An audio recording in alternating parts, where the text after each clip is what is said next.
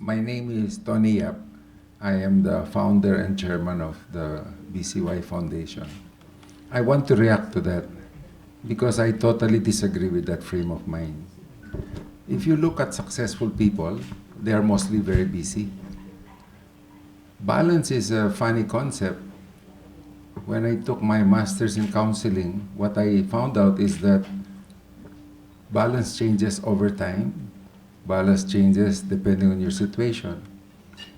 To be a successful entrepreneur, you have to find a way to focus on what you really believe in.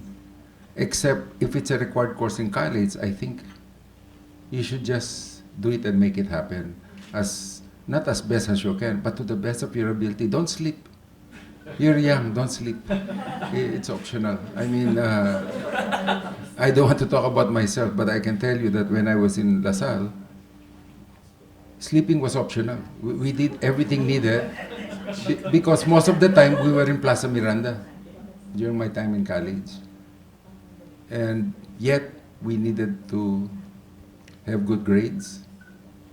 Diba? And we convinced our teachers to allow us not to attend class. Okay, anyway, I wanted to share with you the background to the Social Enterprise Roundtable, just for the record, because last year I did not really say much. Okay, so to us, this is the 7th roundtable. And I wrote it down since I'm forgetful. Okay, so just a minute. So we started with 2 roundtables in Ateneo, and 1 Ateneo Rockwell, and 1 roundtable in Central Colleges of the Philippines. The question I had was this. I said, 23 years ago, I organized the Institute for Social Enterprise and Development in my school. The reason for that is that the CHED was asking me to offer a social work course. And I was telling them, I disagree. The course should be social work or social services and development with a focus on social enterprise. And they were telling me it's not in they like to talk about alignment and things like that. And I told them, but social work does not jive with my vision mission. Social enterprise does. Remember, this is 23 to 25 years ago when I was talking to them. To make a long story short, this year we're offering a master's in social services and development. And the initial batch is about 200 students. So there are people who are looking at a wider concept where social enterprise is the operative program, but the theoretical basis is social services and social development. So Pat was mentioning that we produced 2 manuscripts. We have a 3rd one, as you know, Pat, on our concept of social development. So 23 years ago, I came out with those concepts, the one you put on the slide. I said, social enterprise, part of cost of doing business, social business after profit. That was a concept 23 years ago. And today, the institute is called the Innovation and Social Enterprise Institute because more than 4 years ago, we started the Philippine Innovation Week. And the president thought it was a good program, so he came out with Presidential Proclamation 132, recognizing BCYF and my school as the leaders in doing innovation education. So every February, we have, for example, a roundtable called the Ideas Roundtable, just talking about ideas. We have the Innovation Forum, where the guys that the Philippine Innovation Council works with and those in invention. Our partner is DOST. We also have the BCY Innovation Awards. Those in engineering, for example, if you want to understand the most successful closed-loop system for any kind of production of poultry or piggery or whatever, it's our awardee from Mindanao. Last year, I think they declared profits of 450 million after tax. The closed-loop system really makes a big difference. Anyway, after that, those three, we were able to fine-tune that material that Pat says has been with you, except I asked Noreen, the one I asked to write this, put your name there because I'm getting old, we need younger experts to be identified. You will see in that material footnotes which clarify my thought process, how we arrive at that. And then after those three, we said, okay, pwede na. So we created the University Social Enterprise Council. Universities are invited to join. We only accept 2 or 3 every year. So the first batch were schools like FEU, UE, and so on. I was talking to Patch at that time, except Patch and I were talking a lot about CSR, I think. Yes. Dr. Visser, by the way, the one you quoted, we have brainwashed. He has now moved from CSR, the author of the, you know, his main book is called the A to Z, the Oxford Dictionary of the A to Z of CSR at Oxford University. We have convinced him to move to social entrepreneurship based on CSR 3.0, which is our main concept, which is personal social responsibility, not corporate social responsibility, which I feel is incomplete without personal commitments from the individuals in the corporation. So we have a pamphlet called CSR 3.0 explaining philanthropy and charity, CSR 1.0 and CSR 2.0. Everything Visser writes about, he says is CSR 2.0 or transformative CSR. Anyway, after those two, we had those three. We had one at Enderun. Then we had one at Club Filipino, run by us. And then finally, when Pat said they were interested, I was so happy because now this whole thing, we don't run it anymore. It is a LaSalle project. And we're very happy to support it because I really believe that the major universities should take over most of the programs. We run 66, 65 programs every year. I've been trying to turn over 30 of them. So that's one set of information, the background on the round table, and I'm happy that LaSalle is doing a fine job with this, and I'm sure it will become bigger and better as they do other things. Now, what's happening in the Philippines? Apats, for the record. So most of the people, if not all of the schools doing social entrepreneurship as a formal program are talking to us. The first one that talked to us was Enchanted Farm. So we're the guys they work with to create their curriculum, except I could not convince them to do it in a certain way because they wanted a certain type of practitioner training, which I think is wonderful. So we said, we'll just support you, it's okay, but we understand what you're doing. The second one that you should know about is the University of San Carlos. We have agreed to sign an MOA with them to create the Social Enterprise Center of the Visayas. So this will be a big program, similar to what LaSalle is doing, because the things that Patch is mentioning are the same things we have been discussing with them. As you know, USC is a very good school, and they have the campus size. The only thing I'm asking them is to expand the portion on the fund. Babakas kami kako, so long as you're willing to go to a different scale. We can't fool around anymore. I think a good project at the student level should be up to 200,000.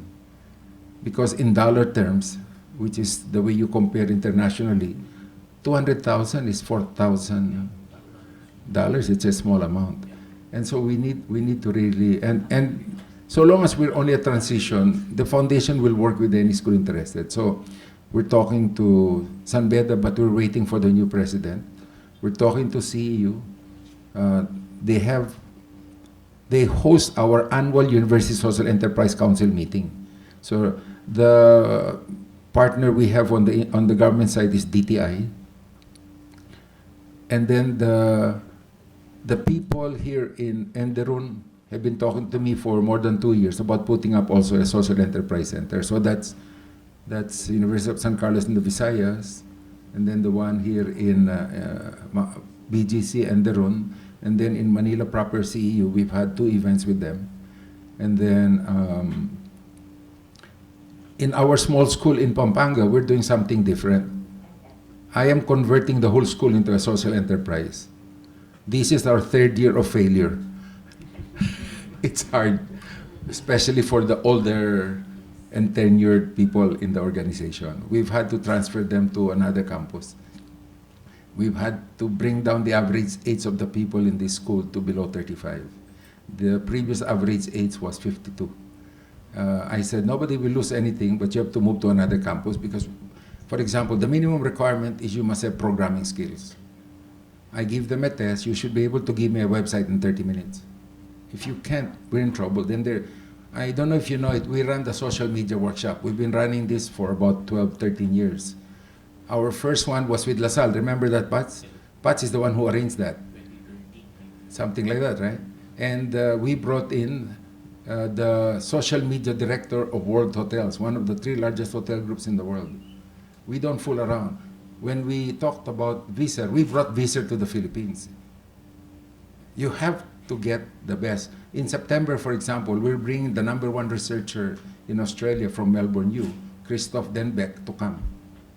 Fortunately, they're giving us a little, and they're accepting our invitation. We need to bring to the Philippines the best experts. The next social media workshop we have, you will enjoy it. So those are the things we are doing with the universities that are part of the University Social Enterprise Council. We can only work with those who are. So we have MOAs with 352 universities and colleges, but we only accepted into our University Social Enterprise Council 14. And 2 of those are schools that I own. So it's actually only 12. Because they have to commit to an annual faculty development program. They have to agree to discuss syllabi, curriculum. They have to agree to have a minimum amount of research every year. Everything we do must be research-based. We cannot just talk and talk.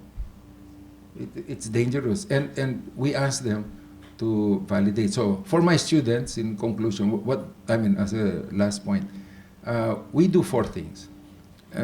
In the last 2 years, over 1,000 students have applied to join our senior high school. We only accept 100 every year.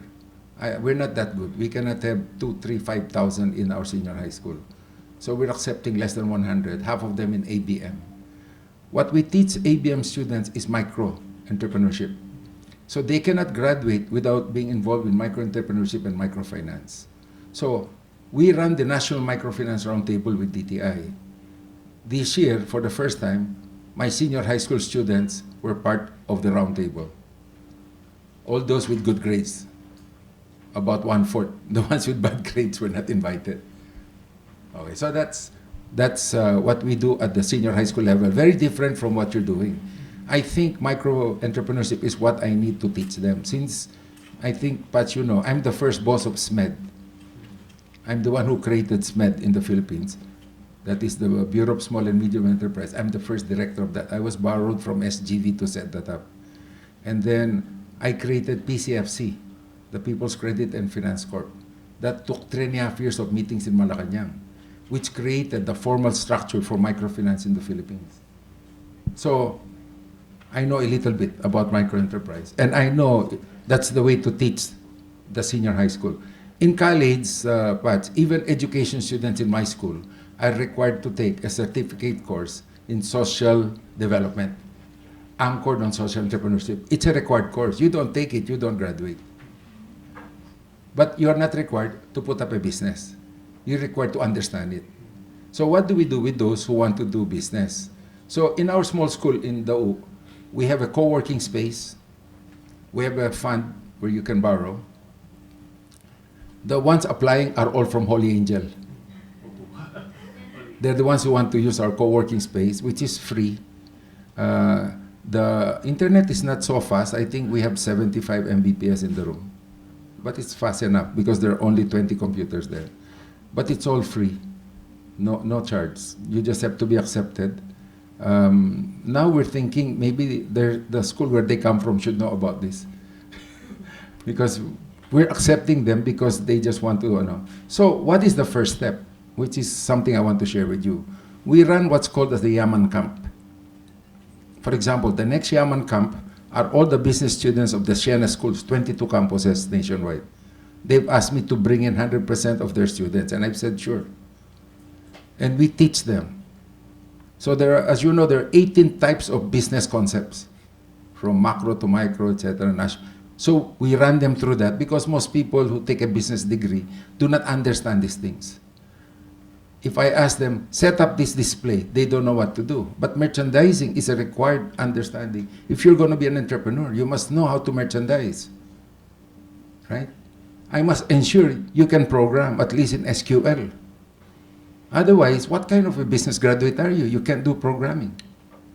Can't tell me you're not interested, transfer course. So anyway, we run the Yaman Camp. We've agreed to run. There are 3 other big schools in the CAP talking to us. And I said, let's do it step by step. But can you imagine, they will all go there. I have a small dorm for 110 people. So they will be coming about 110 at a time. They'll stay in, they'll go to the camp. Our approach in the camp after the training is a Shark Tank proposal review process, although it's virtual. So we run a virtual program. We have some games that we use, and they go through it. But we explain to them, we will use Shark Tank approach. Are you familiar with Shark Tank? Okay. When they actually do business, you may not know it, but we are the guys who started Lean Startup Machine in the Philippines. We're the guys doing that. We have things happening at the Coca-Cola office in BGC, at the Microsoft offices in Makati, etc. So all these new guys, they come to us. We're also the first guys to do crowdfunding in the Philippines. So the people who talk to us are Spark Project, etc. Because you have to have a full ecosystem. And our ecosystem has 11 components. Because you have to make sure that even if it's not yours, you're part of it. So for those who are doing this, I'll be happy to introduce you because although we started them, I did it not through my school, but through the foundation. So people know it's not about the school, it's about the foundation. Although the financier is the school. The school I have, 70% of the net profit of that school go to support these projects. That's a social enterprise that is bigger than tithing. And I discovered there are many school owners who are interested to do this because the students really get a better education. And that Yaman Camp is what they always talk about. By the way, for those who go to the next step, that's not virtual, they can borrow up to 200,000. No collateral, no interest. That's why so many students from other schools are interested. We don't care where they come from. But the ones we've been trying to get are those who are ex-volunteers of Gawad Kalinga. Because I think they should go for training because they already have a big, So one of our volunteers, he's supposed to be here, si Raf, but I guess he's not coming. He's the one who runs all the tours, right? You know that, Pats, di ba? Si Raf Junicio. He runs all those tours. And so the component I'm discussing with him is, daan mo sa akin. After volunteering, they have a good heart. Let me give them some training. Diba? Hindi libre, pero hindi masakit sa bulsa. Diba? So anyway, that's my long-winded update for you. For those who would like to know about the others, for example, on the 31st, we are running a major program at Central Philippine University in Iloilo. Last year, when I went there, to do a simple campus tour, they had 2,900 show up. My requirement is they have to be student leaders. They have to be officers, editors, student council officers, and 2,900 came from Panay Island. So the follow-up to that is on Wednesday. Kakatuwa, no? Because I'm encouraging CPU to go to the next step. For example, in FEU, what did we do? Instead of a center, we help them create an entrepreneurs club. Okay ba? We call it a CSR youth group, but ang tinuro namin is how to create the entrepreneurs club. Guess what happened to the entrepreneurs club?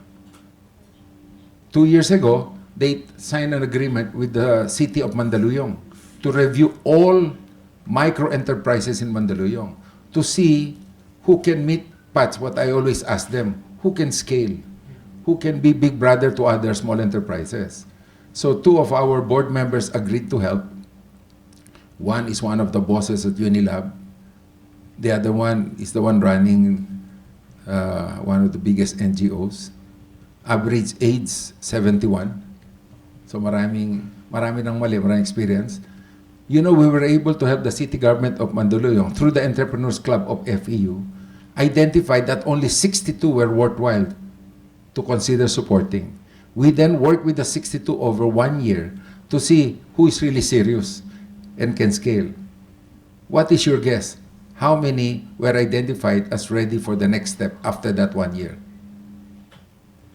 Ma'am, sa Olinja, how many? Half? How about the others? What's your guess? What's your guess? Okay. Okay, let me tell you the reality of business. 1 plus 1 maybe.